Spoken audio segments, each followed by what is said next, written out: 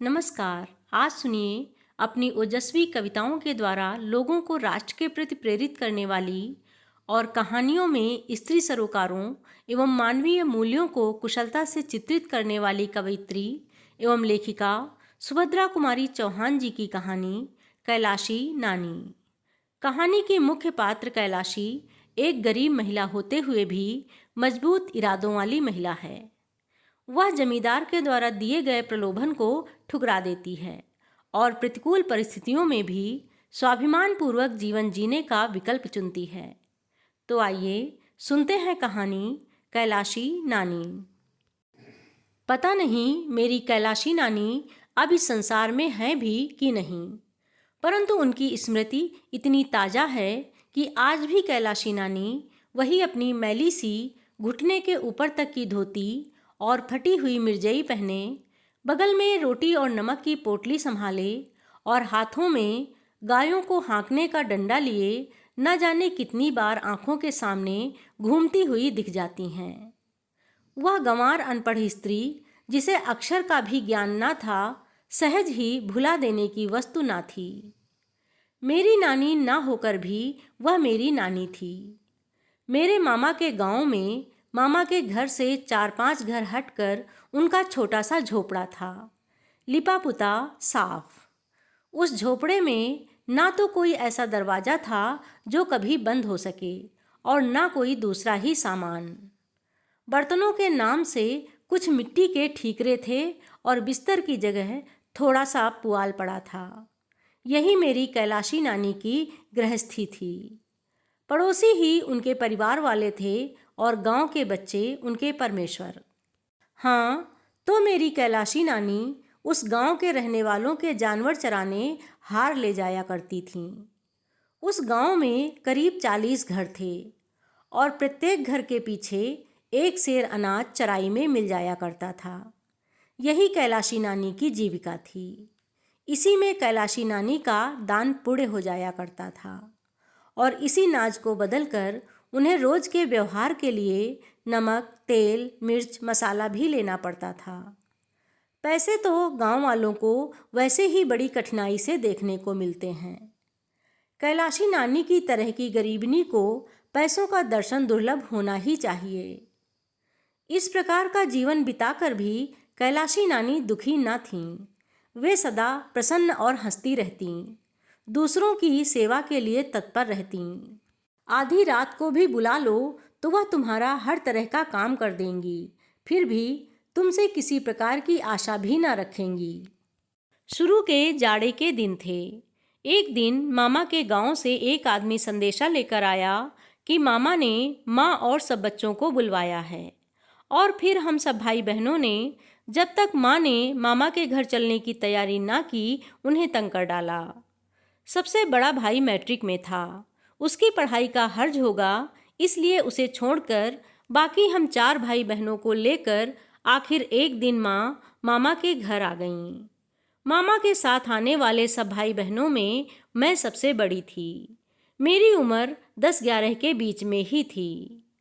हम सब भाई बहनों को मामा के घर तो कुछ अच्छा न लगता, पर मामा के घर से 100 फुट हटकर जो नदी बहती थी उसमें नहाने और कैलाशी नानी के साथ ढोर चराने के लिए जाने में बड़ा आनंद आता था। जहाँ कैलाशी नानी ढोरों को चराने ले जाती थीं, वहाँ दूर तक जहाँ भी दृष्टि पहुँच पाती थी सब हरा ही हरा दिख पड़ता था। दूर दूर तक 2-3 आम, ढाक और पीपल के पेड़ थे, जिनकी घनी छाया में हम लोग दोपहरी बिताते थे। गांव के छोटे बच्चों का एक झुंड कैलाशी नानी के नेतृत्व में ढोर चराने निकलता और फिर वहाँ केवल ढोर ही न चराए जाते थे, वहाँ कहानियाँ कही जाती, पहेलियाँ होती और कभी कभी रामलीला भी होती। और रामलीला तभी संभव होती जब राम बनने के लिए मैं और सीता बनने के लिए मेरी छोटी बहन साथ रहती। मतलब यह कि गांव में रहकर जितनी बातें संभव थीं वहाँ हम लोग सभी करते। हम सभी भाई बहनों को इस ग्रामीण जीवन में बड़ा सुख मिलता। एक भाई बहुत छोटा था, वह तो माँ के साथ ही रहता, किंतु हम 3 और मुझसे छोटा भाई जो 8 साल का था और उससे छोटी बहन जो 6 साल की थी प्रायः रोज कैलाशी नानी के साथ जंगल में भाग जाते।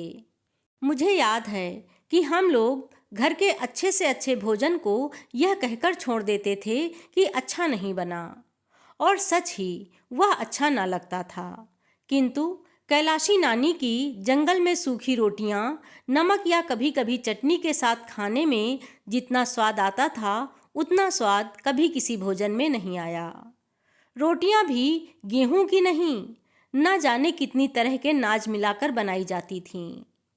कैलाशी नानी को हर घर से एक ही नाज तो मिलता ना था, कहीं गेहूं, कहीं जौ, ज्वार, मक्का, उड़द, मूंग, अरहर सब मिलाकर इकट्ठा कर देती और रोज आवश्यकतानुसार किसी की चक्की से पीस लाती और दूसरे दिन के लिए रोटियां सेक कर रखती।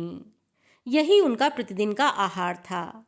यही रोटियां वे सबको खिलाती थीं और हम लोग बड़े स्वाद से खाते थे। कभी कभी गांव के दूसरे बच्चे नदी में धोती फैलाकर मछली पकड़कर भूनते। उस दिन कैलाशी नानी रोटी भी ना खाती, सत्तू खाकर ही रह जाती। इसी प्रकार एक दिन हम लोग कैलाशी नानी के साथ हार पर गए थे। उस दिन कैलाशी नानी ने राजा रानी की कहानी सुनाई थी। राजा की एक राजकुमारी थी, बड़ी सुंदर, बड़ी नेक। किंतु एक दिन जब वह नदी पर नहा रही थी तो परियों के देश के राजा का राजकुमार आया और राजकुमारी को घोड़े पर बैठाकर ले भागा। कहानी सुनने के बाद कलेवा से पहले हम लोग बड़ी देर तक नदी में नहाते थे और तैरते थे। पानी बहुत गहरा ना था पर बड़ा साफ था। नदी में नहाने का प्रलोभन ही हमें यहाँ घसीट लाता। हाँ, तो उस दिन नहाते नहाते मुझे यही डर लग रहा था कि कहीं परियों के देश का राजकुमार ना आ जाए।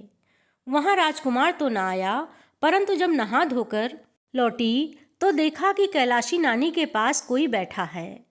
कपड़े जरा साफ सुथरे थे। मैं डरी, कहीं यही तो राजकुमार नहीं है। फिर घबराकर दूर तक नजर दौड़ाकर देखा, कहीं भी कोई घोड़ा ना दिखा। मैं बेफिक्र हो गई कि यह राजकुमार नहीं है, वह होता तो घोड़ा जरूर होता। बाद में कैलाशी नानी से मालूम हुआ कि वह गांव का जमींदार है और कैलाशी नानी को हर महीने ढोर चरवाई में 5 सेर अनाज देता है। वह वहीं हम लोगों के पास ही पीपल के पेड़ की जड़ पर बैठ गया और हम सब भाई बहनों के बारे में कैलाशी नानी से बातचीत करने लगा। जब उसे यह मालूम हुआ कि अभी तक मेरी शादी नहीं हुई तो उसे बड़ा आश्चर्य हुआ, क्योंकि गांव में तो उस समय लड़की के पैदा होते ही ब्याह की बातचीत हो जाती और 3-4 साल के होते होते तो ब्याह भी हो जाता। उसने स्वर जरा धीमा करके कैलाशी नानी से पूछा, क्या कुल में दाग है जो इतनी बड़ी लड़की अभी तक कुंवारी है? कैलाशी नानी ने कहा, नहीं भैया, कुल में दाग वाग कुछ नहीं है, बड़े आदमी हैं। लड़की लड़के सभी मदरसे में पढ़ते हैं। यही बिटिया रामायण बाँच लेती है, अंग्रेजी पढ़ती है।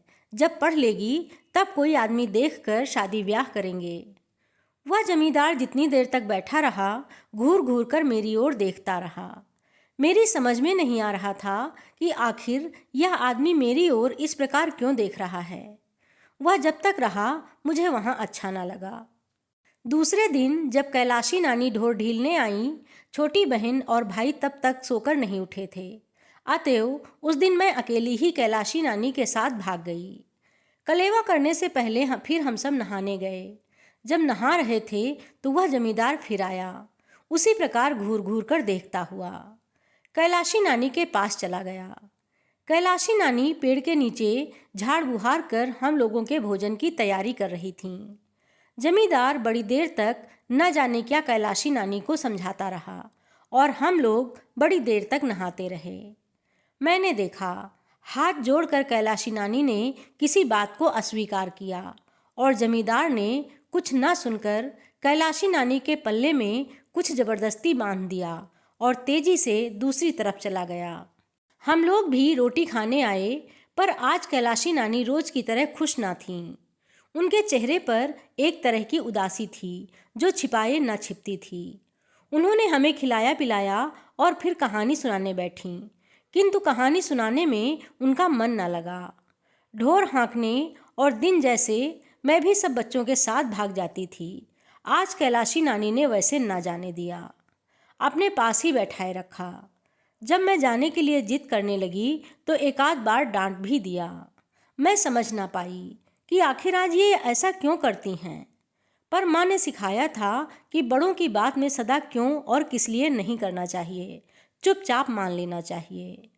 यही सोच समझकर उस दिन मैं चुपचाप कैलाशी नानी के पास बैठी रही, पर अच्छा ना लगा। उस दिन कैलाशी नानी कहानी भी तो ढंग से ना कह सकी थीं। कहते कहते रुक जाती और कुछ सोचने लगती।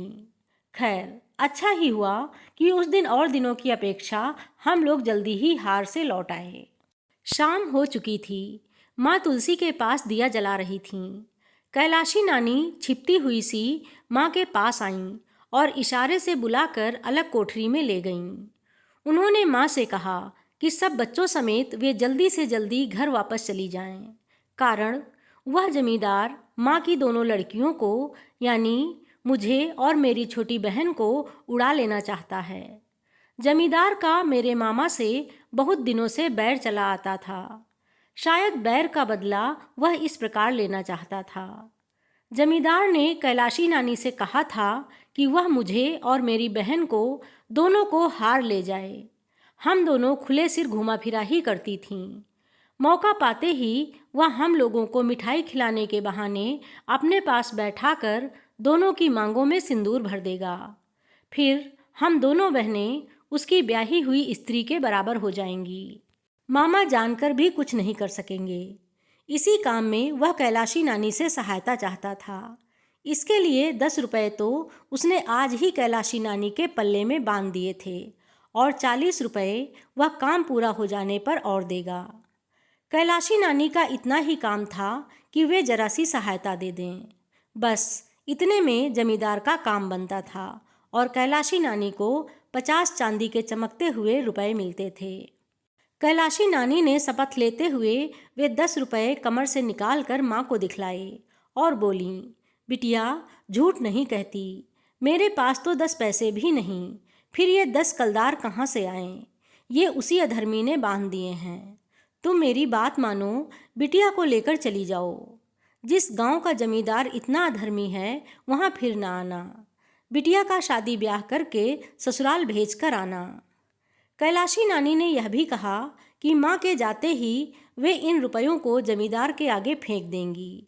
यह अधर्म का पैसा कभी स्वीकार ना करेंगी। मुझे याद आया कि एक दिन मैं एक इकन्नी लेकर हार चली गई थी।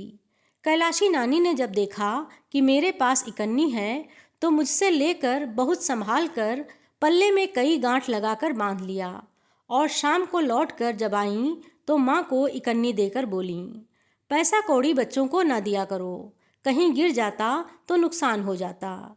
थोड़ा भी नहीं, एक आना भी नहीं, एकदम नहीं। और माँ ने जब वह इकन्नी उन्हीं को वापस कर दी तब कैलाशी नानी के चेहरे से ऐसा भाव टपक रहा था जैसे उन्हें कहीं का खजाना मिल गया हो। कई बार इकन्नी को उलट पुलट कर देखने के बाद कैलाशी नानी ने बहुत संभाल कर उसे कमर में खोस लिया और माँ को न जाने कितना आसीस्ती हुई घर चली गई थीं। वही कैलाशी नानी आज कमर में 10 कलदार बांधे थीं। कल जरा सी बात के लिए 40 रुपए और मिलने वाले हैं, पर कैलाशी नानी अधर्म का पैसा नहीं लेंगी। वह कल माँ को घर भिजवाए बिना ढोर लेकर हार भी न जाएंगी और तब जमींदार के रुपए उनके दरवाजे पर जाकर फेंक देंगी। फिर जमींदार चाहे तो महीने का 5 सेर नाज भी बंद कर दे, कैलाशी डरती नहीं। गांव भी तो उसी का है, चाहे तो निकाल दे।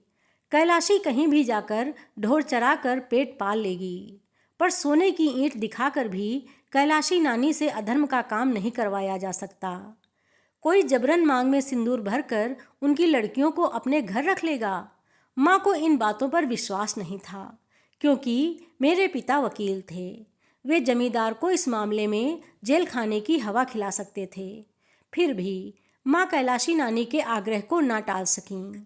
दूसरे दिन हम सब बच्चों के साथ घर चली आईं। तब से आज तक युग बीत गए, पर कैलाशी नानी का कोई समाचार नहीं मिला। अभी आप सुन रहे थे कहानी कैलाशी नानी, जो कि तत्कालीन ग्रामीण जीवन एवं कैलाशी के माध्यम से नारी के स्वाभिमान, साहस और नैतिक मूल्यों को दर्शाती है।